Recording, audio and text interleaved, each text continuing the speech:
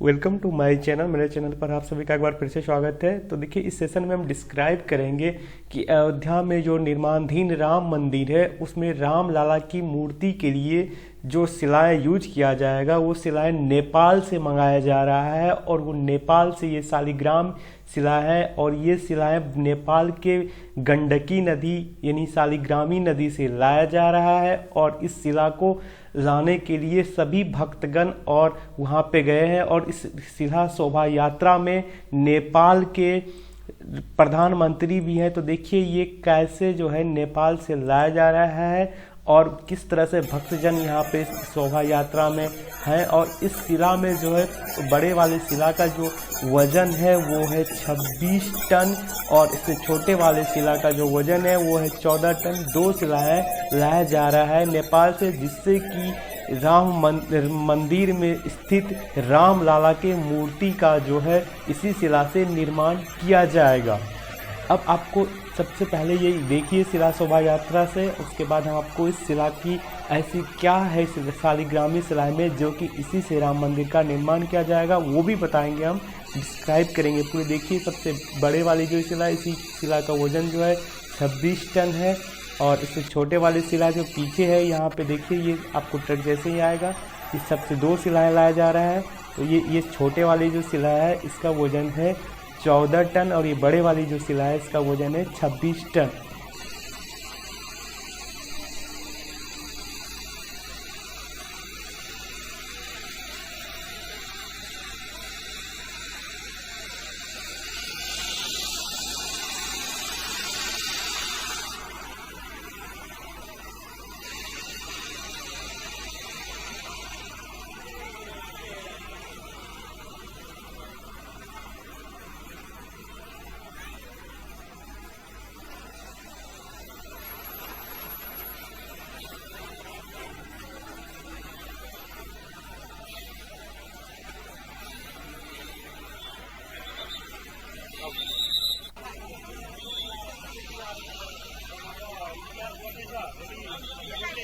देखिए जब शिलाएं जहाँ से गुजर रहा है वहाँ पे भक्तों का कितना भीड़ और सैलाब उमड़ रहा है और इस शिला को दर्शन करने के लिए और इसकी पूजा करने के लिए, क्योंकि आखिर इसी शिला से ही राम मंदिर का में स्थित गर्भगृह में स्थित राम लाला की जो है मूर्ति बनाई जाएगी।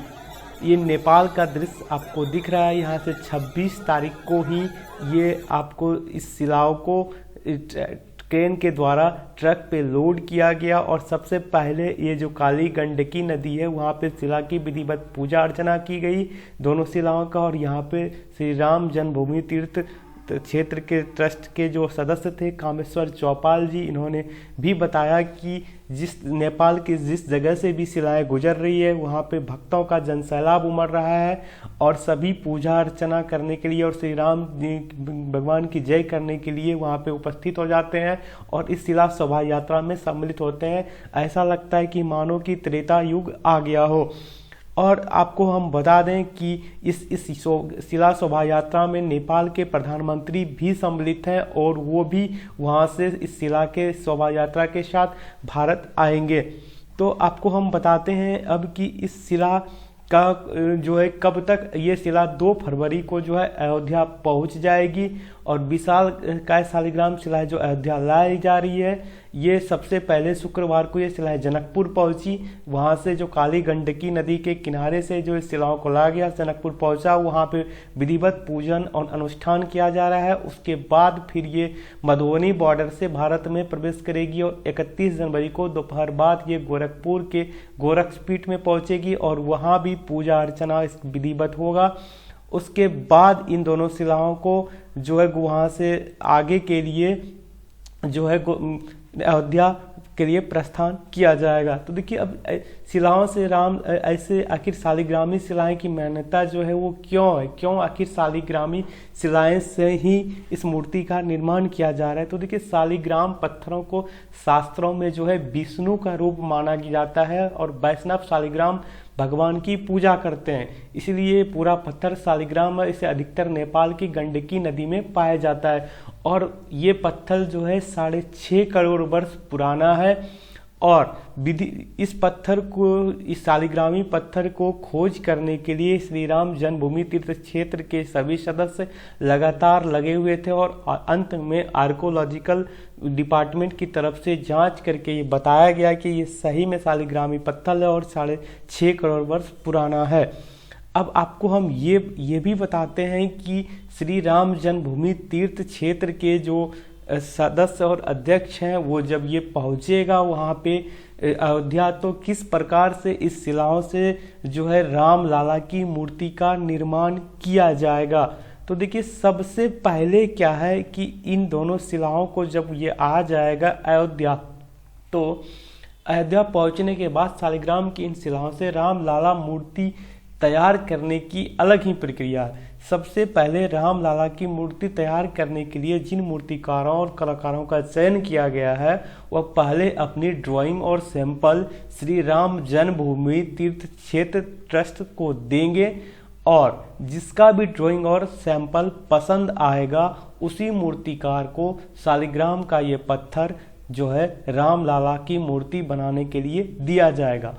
और ये राम लाला की मूर्ति की जो ये खासियत रहेगी उसमें ये रहेगी कि ये मूर्ति जो है 5 से 5.5 फीट की बाल स्वरूप की होगी, जो कि श्री राम भगवान के बाल स्वरूप की मूर्ति जो है, जिस तरह श्री राम भगवान बाल काल में थे उसी काल की मूर्ति बनाई जाएगी। और मूर्ति की ऊंचाई इस तरह तय की जा रही है कि रामनवमी के दिन सूर्य की किरणें सीधे राम लाला के माथे पर पड़े, तो ऐसा डिजाइन किया जा रहा है। और इसी दोनों शिला जो कि आप देखे होंगे, इसी दोनों शिलाओं से जो है राम लाला की मूर्ति बनाई जाएगी अयोध्या के राम मंदिर में। हालांकि अभी तक ये फैसला नहीं हो पाया है कि ये मूर्ति जो है गर्भगृह में रखा जाएगा या फिर गर्भगृह के बाहर रखा जाएगा।